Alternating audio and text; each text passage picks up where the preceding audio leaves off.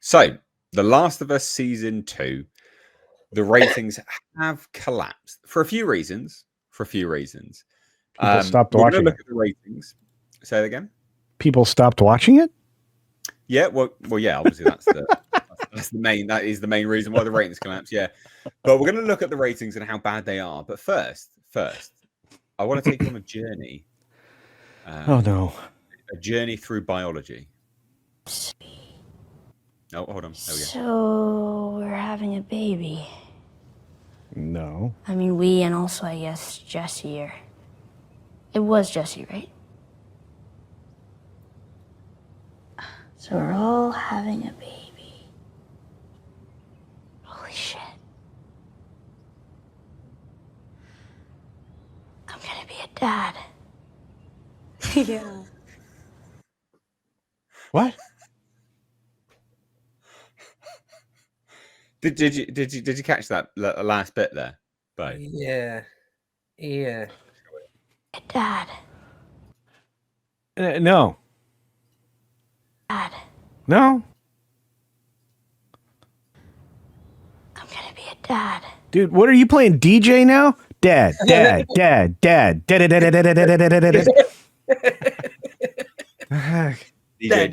Yeah. Weirdo freaks. These freaks.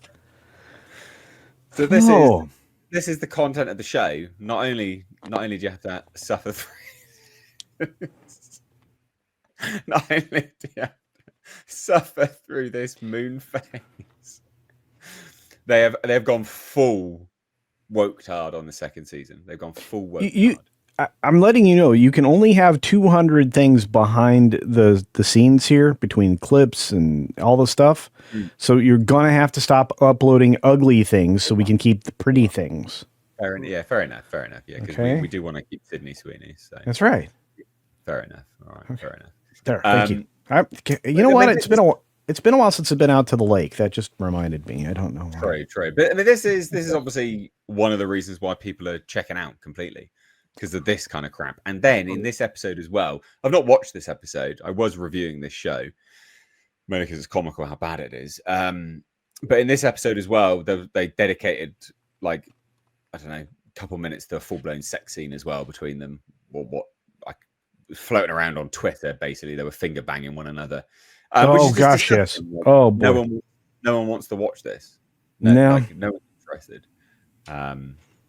So yeah, this is where they've gone with it, basically, which is, again, exactly why this is happening. And it's quite bad, actually. Like, this is quite bad. So the viewing figures for the debut wasn't even that great, actually. So the premiere, where was it? So the premiere was not that high. It was only 938,000 viewers live, right? Like, that's for America. That's not a lot. That's a big place for HBO. It's a big place. That's not a lot of views. But then obviously in the second week it collapsed, 643,000 viewers. Pretty bad. Episode 3 came up a little bit, 768,000 viewers. But this is obviously really, really bad numbers wise. This is awful. The views are just collapsing. People hate this crap. Not a massive surprise that this was going to happen, because of course, FYI as well, like 49% Rotten Tomatoes. First season was much better than this as well. So it's just hated, just universally hated. And as this article points out with their title, The Last of Us TV show's ratings plummet following Joel's demise. The Joel in one gets beaten to death by a club. Now, who could have seen that coming? Everyone. Yeah, everyone could see that, because you sold the show on Pedro Pascal. You had the characterization of Ellie, played by Moonface McGee here, as a pretty repugnant douche. She's not a likable characterization, let alone the actor is not particularly likable either. It's going to collapse after that, isn't it, really? And then you start throwing all of this crap in as well. Yeah. Like this, no thanks, no. So there you go. That's it. Last of Us collapsing. Like, it's interesting. I just don't get it. Like, what the mindset to me is? Why did they possibly think this was going to do very well? Why was this even approved? You know, like David Zaslav, actually, like Republican MAGA person. Like, what's he doing? Stop promoting this shit. Like, he should be against all of this, quite frankly. But there you go. Thoughts? Go on, Bo. I know you're dying to say something about this biological revelation. God. Yeah, I couldn't have cared less about the original game. When the second game came out and it was all over like Twitter or whatever, about the killing, the golf club thing, and it was all super woke and gay and stuff. I was like, yeah, lucky I don't give a shit already. and then the TV, all this TV stuff. It's like, yeah, I could not care less. That little clip you showed us of her of Moonface McGee, of the man in the moon, saying, "I'm going to be a dad." It's like, what I've thought for a long time is that when you get a man who wants to be a woman or pretends he's a woman, a transvestite who tries to get the rest of the world to think he's an actual woman, that's just a pervert. Okay, that's just a sex criminal in waiting. That's just a man being a weird pervert. When it's the other way round, when it's like a girl, clearly a little girl, wanting to be a man, pretending she's a man, trying to get the rest of the world to refer to her as a man, it's not necessarily that. It's not just like some perv. It's, for me, it's something else. It's kind of just straight up, simply black and white, pathetic. It's just pathetic. You're not a man. You are not a man. You can't do chin-ups. You can't write your name in the snow. Right? You're not a dude. You will never be. You can never be. It's pathetic. It's like someone that will draw abs with a pen on their stomach. Right? or a little boy that will like draw stubble on his face. Right? It's comical. It's comical. Except in this case, it's not funny. No, you're not going to be a dad. No, you're a weird moon-faced little girl. Deal with it. So no, this is lame. This is so pathetically lame. Yeah, no matter how much you ask me, not that you have, but no matter how much you ask me or the chat asked me, I would never watch this. I would never ever watch it. Well, Bo, I'm gonna. Wow. Bye monetization. Holy cow. Oh, really? Maybe don't put this bit on YouTube.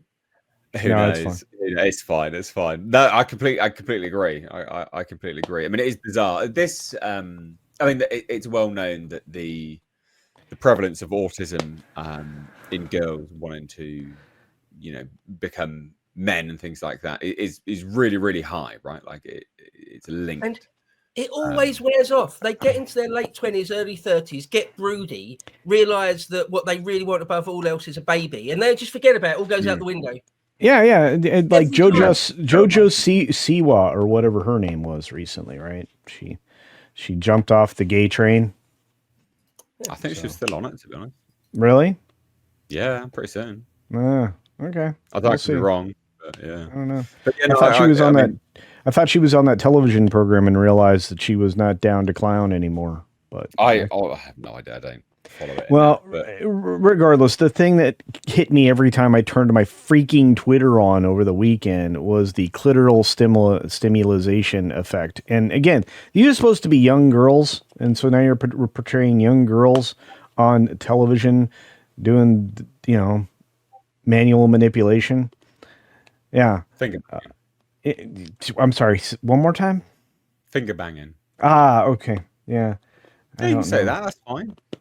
That's fine. Yeah. See, Kyla says I was right. She's back to factory settings. So I'm just saying, I think Bo's analysis is spot on. Look, there's a, if you've never been done dirty by a girl before, girls, they're worse than the dudes. Just so you know. I'm just saying, you're going to have to give up your Subaru and find a U-Haul and move. It's no fun. Yeah, it happens a lot. Huh? You should move. What? The mate. Stop it. Dude, first of all, that head, that cranium. How much do you think that thing is full? You think it's like half full cranium, quarter full cranium? What, brain capacity? No, I mean, just is there stuff there, or is there like just this No, of course there's thing? nothing there. Like she's Okay. not an intelligent individual. Like if you've watched her in an interview, she's not intelligent remotely. But most young people are not intelligent. In fairness, like it's not. Well, That's not an indictment on her particularly. It's an indictment on younger generation. no, but it might be an indictment of her specifically for how many times she stopped a door with her face. I feel like her parents were loading her into the car, and they didn't get the seat all the way in, and yeah, I don't know. Anyway. What do you think about the show's ratings collapsing then, Culture? You're a little bit more on this as opposed to... By the way, the audience also says you sound a bit low, but you're sitting a bit low too. Yeah, pretty soon it's just going to be Mr. H's mic in his nose. Yeah, amazing. Anyway, ratings. Then go on. Okay, all right. I'm gonna shush it. I'm producing the show. So anyway, the ratings falling. I think it's to be expected. The minute you turn down the radical road, people eventually get tired of it. If all you offer people now is radicalization, unless they join you in your deviant behavioral cycle of humanity and decide to go uber progressive, they are going to jump off your train. Eventually, people are like, "Hey, the drunk train was fun, but I probably should go home now." Not everybody desires every night where you're broadcast yawning all the way until it's time to go to work. And, oftentimes when you're young, it's fine. You can bounce right back. But when you get a little bit older, a little more mature, and you've seen more of the world, you're like, okay, I've seen this. I have no interest. I'm done. And I think this show, in classic Happy Days style, jumped the shark, as has Marvel, Star Wars, and every other thing that went radical. And that's been an ongoing theme on the last few videos I've made, is this thing jumped the shark. It did in the video game, and it did it in the TV series. And by killing Joel off, the one last thing that some people were watching this stupid show for, as early as they did in season 2, was a tragic mistake for what will likely be the inevitable canceling of the show, despite their best efforts to make season 3. Anyway, those are my thoughts on the ratings falling off a cliff, and I cannot wait to report more on the bat-faced girl in the future. Fair enough. You can't hear me now, can you? Yes, we can hear you. You sound just fine. Can you? You sound very British. Do I sound much better? Huh? I sound loud now. No, you sound like a little bit better than the same, a little louder. A little bit better than the same. Oh God. No, I mean marginal increases. I'm glad that all that effort I put into it made my microphone. Hey, look, just like those muscles, pal. You gotta keep at it every day. All right, you get better every day. I appreciate it. Thanks for the vote of confidence. Well, anyway, there you go. Well, I think we've got some super chats about this, actually, to be honest. So what we got here? We got this. Let me just take this off the screen. I'm waving at the audience. It says, as bad as that is, it's still not as bad as the game where she just goes, "Oh, by the way, I'm pregnant," in so many words. What? Who says that? I've not played the game, so I actually don't know. I don't know what you're talking about. Oh, the game's terrible. I mean, all of this is terrible. They've reworked this from the game. We've run out of the game territory, apparently. Yeah. So, I have to tell you, I don't like what happened to Naughty Dog. I don't like the guy that took over for the lady that actually wrote the original narrative, the original video game. Not to mention other great characters. I really still believe she got forced out of Naughty Dog, and she really was the only thing that was holding it together. But it is what it is. A lot of rumors about that. Old Bass Player says again, the casting director for Last of Us needs their head examined. Who in the right mind thought it was a good idea to cast an actress who is known for playing a brat for a role where you need the audience's sympathy to work? Yeah, I said this before, is that with the characterization that they chose for Ellie in the series, is that like it's pretty standard that you have pairings, right? So you have Like Judge Dredd, for instance, was paired with Judge Anderson, right? So Judge Dredd, gruff, serious, good old Stony Face was his nickname to some of the people in the comics, right? So you pair him with Judge Anderson. So from a narrative perspective, Anderson is our point of view character to soften Dredd and push him through some character arcs. But she is our empathetic viewpoint for the saga that we're sort of watching. Judge Dredd is not an empathetic character. He doesn't give a shit about anything or anyone, just the lower. All right, it's the lower. So they characterized Ellie, played by Bella Massive Face Ramsey, as an awful brat and just an insufferable bitch. So they had Pedro Pascal as our softening character. They then chose. He's soft, all right. Holy cow! Yeah, guy practically floats. Yeah, but just to explain, and then they murder him, only to swap him out for a lesbo love interest, which you don't care about because you don't know the lesbo love interest because they do it literally in the second episode. So you don't know this person, you don't care. So from a narrative perspective, you've lost your point of view empathy character to give us another one that serves exactly the same purpose, because this individual is supposed to soften Ellie, but you don't care about them. So that's solely to push a message. It's only there to push a message, of LGBTQ stuff, because otherwise you just wouldn't do it. There's no reason to do it. Well, not to mention the fact, like sometimes the character you're talking about is supposed to represent the audience also, like the droids do in Star Wars, all the Star Wars films. So it's one of those things. It's a regular trope in storytelling, but in this case, the casting director needs to get their head looked at, because in this character, we needed less Rocky Dennis and more Sydney Sweeney. This is true. This is true. Let's say this is very, very true. Got a super chat from 007 Angelo, and says, "You just know Abby will have to ask Ellie why did her fingers taste like fish sticks after she bites them off." Ellie's answer: Dina seasoning. That is disgusting. You rancid urchin. You filth. Disgusting. Dude gave you $5. No, I know. No, it's all. It's all in good fun. It's humor. I know. It's all in good fun. I know. It's funny. I know. No, it's brilliant. That's comedic gold. Hey, Larry. Sorry. I'm saying hi to people. I'm saying hi to the audience. This is on my giant monitor, my 32-inch monitor that I have turned vertically. That's where I put my chat, so I could see everybody in the chat. It's amazing. You should try having extra monitors, Mr. H. It's nice.